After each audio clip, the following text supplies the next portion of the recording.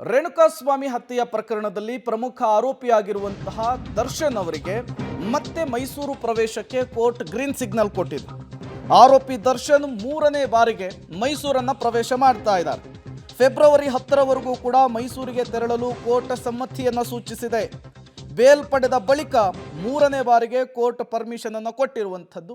ಒಂದು ಅಜಯ್ ಹೆಗಡೆ ಅವರ family doctor ಅಲ್ಲೇ ಇರುವಂಥದ್ದು, ಮೊನ್ನೆ ಅಷ್ಟೇ ಟ್ರೀಟ್ಮೆಂಟ್ ಪಡೆದುಕೊಂಡಿದ್ದಾರೆ. ಮತ್ತೊಂದು ದರ್ಶನ್ ಅವರ ಫಾರ್ಮ್ ಹೌಸ್ ಕೂಡ ಅಲ್ಲೇ ಇರುವಂಥದ್ದು. ಜೊತೆಗೆ ಮೊನ್ನೆ ಸಂಕ್ರಾಂತಿ ಕೂಡ ಅಲ್ಲೇ ಆಚರಿಸಿದ್ರು. ಇದು ಮೂರನೇ ಬಾರಿಗೆ ಕೋರ್ಟ್ ದರ್ಶನ್ ಅವರಿಗೆ ಗ್ರೀನ್ ಸಿಗ್ನಲ್ ಕೊಡ್ತಾ ಇರುವಂಥದ್ದು.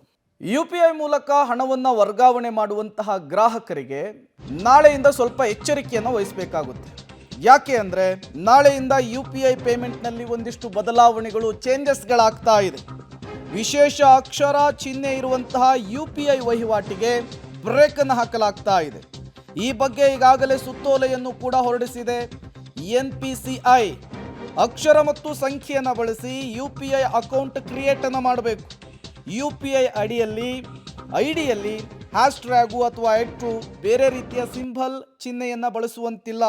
ಆಲ್ಫಾ ನ್ಯೂಮೆರಿಕ್ ಅಕ್ಷರಗಳನ್ನು ಮಾತ್ರ ಬಳಸಬೇಕು ಅಂಥೇಳಿ ಈಗಾಗಲೇ NPCI ಸೂಚನೆಯನ್ನು ಕೊಟ್ಟಿದೆ. ಅದು ನಾಳೆಯಿಂದ ಜಾರಿಗೂ ಕೂಡ ಬರ್ತಾ ಇರುವಂಥದ್ದು. ಹಾಗಾದರೆ ಏನೆಲ್ಲ ಚೇಂಜಸ್ ಆಗುತ್ತೆ ನಾಳೆಯಿಂದ?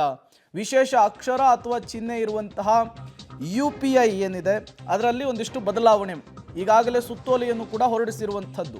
ಅಕ್ಷರ ಮತ್ತು ಸಂಖ್ಯೆಯನ್ನು ಬಳಸಿ UPI ಅಕೌಂಟನ್ನು ಕ್ರಿಯೇಟ್ ಮಾಡಬೇಕು. UPI ಐಡಿಯಲ್ಲಿ @ ಹ್ಯಾಶ್ಟ್ಯಾಗು ಈ ರೀತಿಯ ಸಿಂಬಲ್ಸ್ಗಳನ್ನು ಬಳಸೋದಕ್ಕೆ ಅವಕಾಶ ಇರೋದಿಲ್ಲ. ಆಲ್ಫಾ ನ್ಯೂಮೆರಿಕ್ ಅಕ್ಷರಗಳನ್ನು ಮಾತ್ರ ಬಳಸಬೇಕು ಅಂತ ಹೇಳಿ ಸೂಚನೆ ಕೊಟ್ಟಿದೆ.